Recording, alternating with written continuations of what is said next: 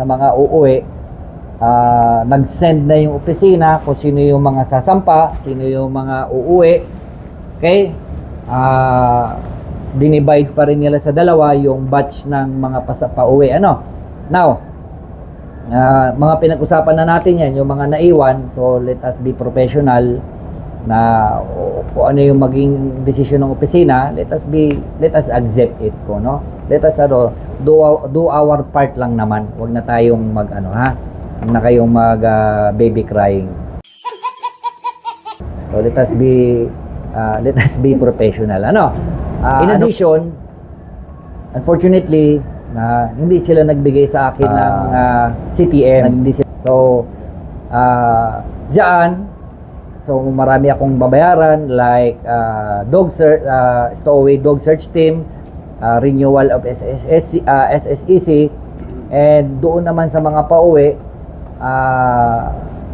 we'll see to it, makapagbigay ako kahit papano, pero unfortunately talagang hindi sila nagbigay sa akin ng pera just to give your at least kahit papano makabili kayo ng mga sa airport o pag-uwi. And pag sure naman na pag uwi ninyo is ma-receive nyo naman agad yung, kasi 27, probably 28 alis kayo, di 29 nandun kayo, o almost one day lang yung maging prorata, hindi pa binuo, ano.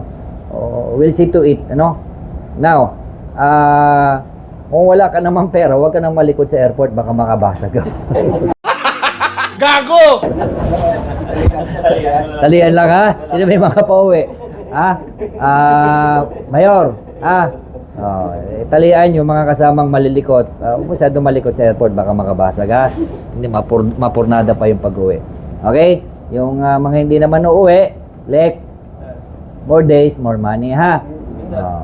Ganun talaga ang buhay.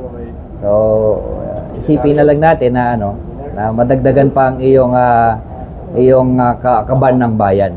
Okay? Okay.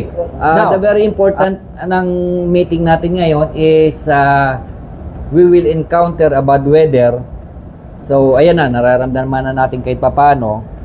So, pinakamalakas is mamayang gabi hanggang bukas na madaling araw. Pero, according doon sa weather chart ni Segundo sa computer, ang hangin, kung tuloy-tuloy tayo ganitong kabilis natin, yung hangin, alter siya pag ganun dito. At pag alter natin ang course, luckily, sana ganun pa rin ang mangyari, mapupunta sa pupa natin. Okay? So, dasal lang tayo na ganun pa rin ang maging direction ng typhoon. But therefore, we need to be prepared, katulad ng ginawa ninyo kanina, yung mga deck boys. Okay na yung lashing maestro ng Akla? Maestro? Okay na? Sa deck, okay na lahat? Okay, yung mga crane, nakasarado yung mga pintuan. Ikaw yung huling pumasok kanina, ha? Okay, make it sure kasi yung nalinis na yung crane natin ng tropa, ha? Okay, kaya yung mga tubig-tubig sa loob, baka mapasok na naman. Hoping na sana wala naman. Diyan siya pumapasok sa daan ng wire, sir. Hindi, okay yun. Walang kaso yun. Yung doon sa daan ng wire. Ang masakit kasi, hindi naman naabot yung doon sa baba eh. Minsan kasi, pagbukas ko ng pintuan ng crane, daming tubig doon.